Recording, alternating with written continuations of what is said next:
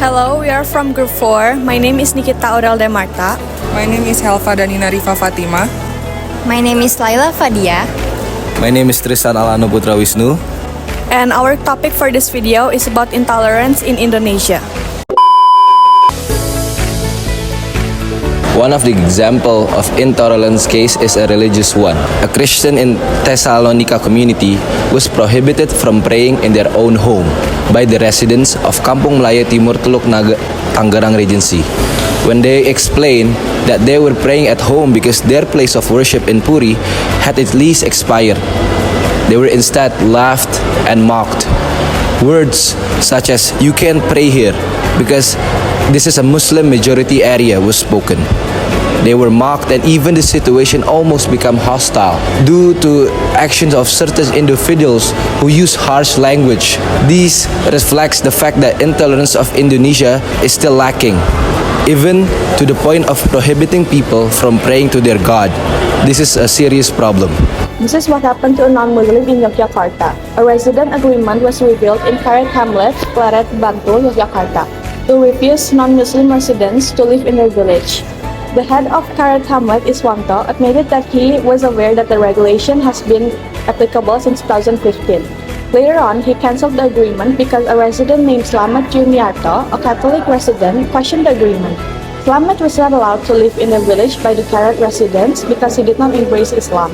The regulation have been withdrawn and frozen, said Iswanto, because it violates the constitution, thus we agreed to revoke it. This agreement was made jointly by around 30 religious leaders and community representatives. Diversity and unity are basic national values that must be implemented by all governments officials, including those in the village. The government has failed to ensure that its officials implement the principle of diversity. The agreement of Karet Hamlet emerged in 2015, meaning that the officials in the hamlet, including the village head, did not care about the agreement.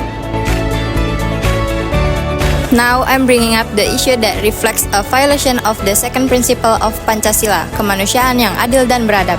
It highlights intolerance centered on racism and human rights violations faced by Papuan students on August 16, 2020. In this incident, Papuan students were intimidated, subjected to racial abuse, and even detained without clear evidence due to provocations from irresponsible people over allegations of damaging the Indonesian flag. Papuan students then demanded justice for the victims of racism and human rights abuses in Papua, but sadly, this was met with suppression and the deployment of military forces to Papua. A clear example of these violations are 43 students in the Papua student dormitory on Kalasan Street, Surabaya, were surrounded, persecuted, called racist slurs like monkey, subjected to hate speech, and threatened by certain members of the military, police, and reactionary groups.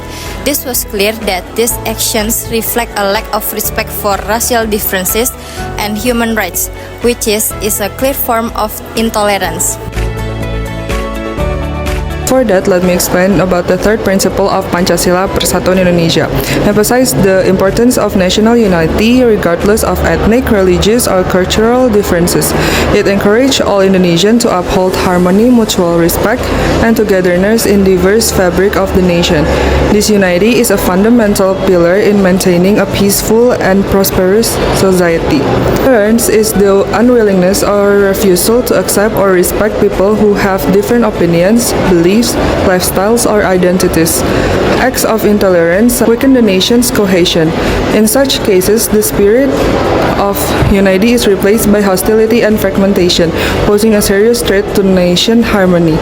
Upholding Persatuan Indonesia requires constant vigilance against intolerance, ensuring that differences are respected and used as a source of strength, not division. The solution that us as a group has formed is to make posts and post it on social media to spread awareness about the importance of upholding tolerance behavior in our daily life. Thank you for watching.